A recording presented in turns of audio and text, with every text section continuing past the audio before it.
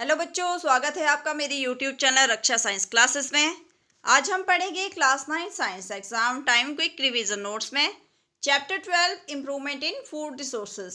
तो food resources में improvement कर सकते हैं हम क्रॉप, लाइफ स्टॉक, फिशरी की प्रोडक्शन और क्वालिटी को इंक्रीज करके यूजिंग साइंटिफिक मेथड। सीरियल्स से हमें मिलता है कार्बोहाइड्रेट्स और पल्स से मिलता है प्रोटीन और ऑयल सीड्स से मिलता है फैट। फ्रूट्स एंड वेजिटेबल हमें देते हैं विटामिन और मिनरल्स। फोडर क्रॉप्स के एग्जांपल है बरसीम, ओट्स, सूडान ग्रास। खरीफ क्रॉप को हम ग्रो करते हैं रेनी सीजन में। एग्जांपल है पैडी, मेज, कॉटन, सोयाबीन, ग्रीन ग्राम। रबी क्रॉप्स को ग्रो किया जाता है विंटर सीजन में। एग्जांपल है wheat, gram, P, mustard and linseed. Crop production and management में सबसे पहले है क्रॉप की वेराइटी इंप्रूवमेंट। इस प्रोसेस में हम न्यू वेराइटी डेवलप करते हैं क्रॉप की, ताकि बेटर यील्ड और क्वालिटी मिले। हाइब्रिडाइजेशन का यूज़ किया जाता है। हाइब्रिडाइजेशन होती है crossing between genetically dissimilar plant. GMC की फुल फॉर्म है genetically modified crops. Crop variety improvement का ऑब्जेक्टिव है, इससे हायर यील्ड मिलता है, इम्प्रूव्ड क्वालिटी मिलती है। रेजिस्टेंस होता है आपका जो सीड है वो डिजीज और पेस्ट के अगेंस्ट, और ये टॉलरेट करता है ड्रॉट और फ्लड जैसे एनवायरमेंटल कंडीशंस को। न्यूट्रिएंट मैनेजमेंट, प्लांट्स को न्यूट्रिएंट की ज़रूरत होती है ग्रोथ के लिए। ये न्यूट्रिएंट्स उसको मिलते हैं एयर, वाटर और सॉइल से।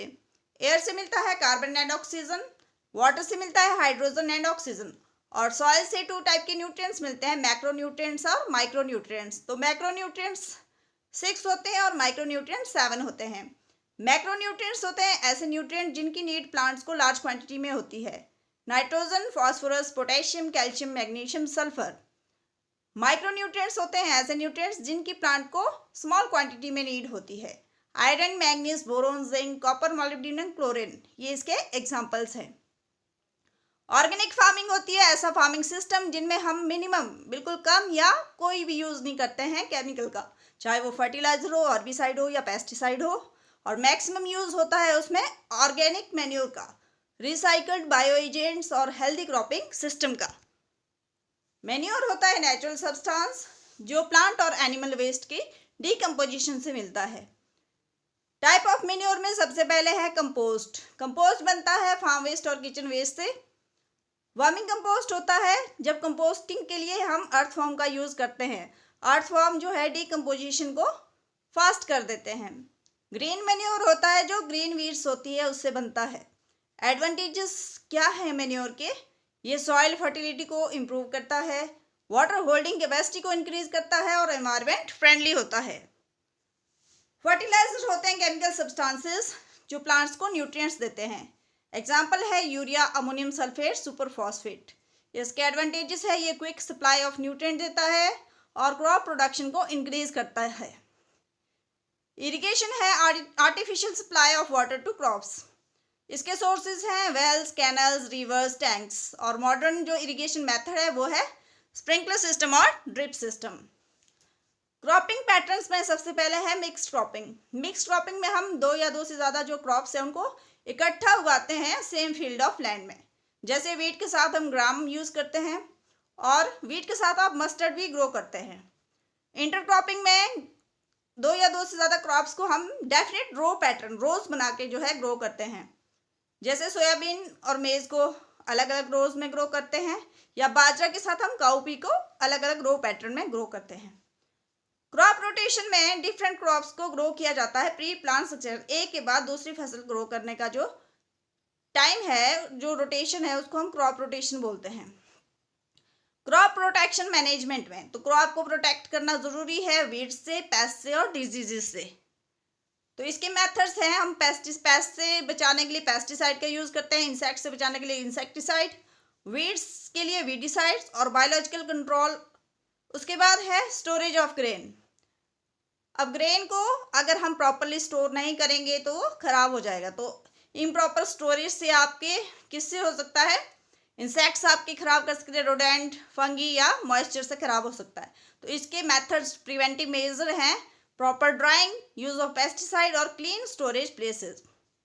नेक्स्ट है एनिमल हस्बेंड्री। एनिमल हस्बेंड्री होता है scientific management of animal life stock, पशुपालन का साइंटिफिक मैनेजमेंट। इसमें आता है आपके cattle farming, poultry farming, fish farming और बी कीपिंग। तो सबसे पहले है कैटल फार्मिंग। कैटल फार्मिंग हम करते हैं मिल्क और एग्रीकल्चर वर्क के लिए। 2 टाइप के आपके कैटल होते हैं, मिल्च एनिमल जो मिल्क प्रोड्यूसिंग होते हैं और ब्रॉड एनिमल जो लेबर वर्क के लिए वर्किंग एनिमल्स होते हैं। काऊ का साइंटिफिक नेम है बॉस इंडिकस और बफेलो का साइंटिफिक नेम है बॉस बवेलिस। एक्सोटिक या फॉरेन ब्रीड जो काऊ की है वो है जर्सी और ब्राउन स्विस। इसका लॉन्ग लैक्टेशन पीरियड होता है। लोकल ब्रीड है काऊ की रेड सिंधी और साहिवाल। ये रेजिस्टेंट टू डिजीजेज होती है। पोल्ट्री फार्मिंग में आपके बर्ड्स जैसे चिकन्स, डक्स और टर्कीज को एग और मीट के लिए पाला जाता है। इंडियन और इंजीनियस जो ब्रीड है फाउल की वो है असील। फॉरेन और एक्सोटिक ब्रीड फाउल की है लैगहॉर्न। लेयर्स होती है ऐसी पोल्ट्री जो एग प्रोडक्शन के लिए की जाती है और ब्रॉयलर होती है जो पोल्ट्री हम चिकन और मीट के लिए करते हैं। तो पोल्ट्री फीड में विटामिन ए और के का अमाउंट हाई रखा जाता है। फिश प्रोडक्शन 2 टाइप्स से की जाती है। कैप्चर फिशिंग, इसमें हम फिशेस को नेचुरल वाटर बॉडीज से कैप्चर करते हैं। कल्चर फिशरी जिसको फिश फार्मिंग भी बोलते हैं, इसमें हम पॉन्ड्स और टैंक्स में जो है फिशेस को ग्रो करते हैं। एग्जाम्पल है मेराइन फिश के पम्फ्रेट, मैकरल, ट्यूना, सार्डाइन्स, बॉम्बे डक। और फिन फिश के एग्जाम्पल है मलर्स, बेटकी, पर्ल स्पॉट्स। प्राउंस को शेलफिश बोला जाता है और पर्ल प्रोडक्शन ऑयस्टर से होती है। बी कीपिंग को हम एपीकल्चर भी बोलते हैं। एपीकल्चर का मतलब है rearing of honey bee for honey and wax. Scientific name Indian bee का है Apis cerana indica. Rock bee का है एपिस डॉर्सेटा। लिटिल बी का है एपिस फ्लोरे और इटालियन बी का है एपिस मैलीफेरा। तो जो इटालियन बी है इसकी हाई हनी कलेक्शन कैपेसिटी होती है और ये कम स्टिंग करती है। पास्चुरेज होता है फ्लावर्स जो अवेलेबल होते हैं बीज के लिए नेक्टर और पोलन कलेक्शन के लिए। तो इसका बेनिफिट एपीकल्चर का है कि इसमें हनी प्रोडक्शन भी होती है और ये पॉलिनेशन में भी हेल्प करता है क्रॉप की। आई होप आपको मेरे नोट्स अच्छे लगे होंगे। Thank you and subscribe my channel.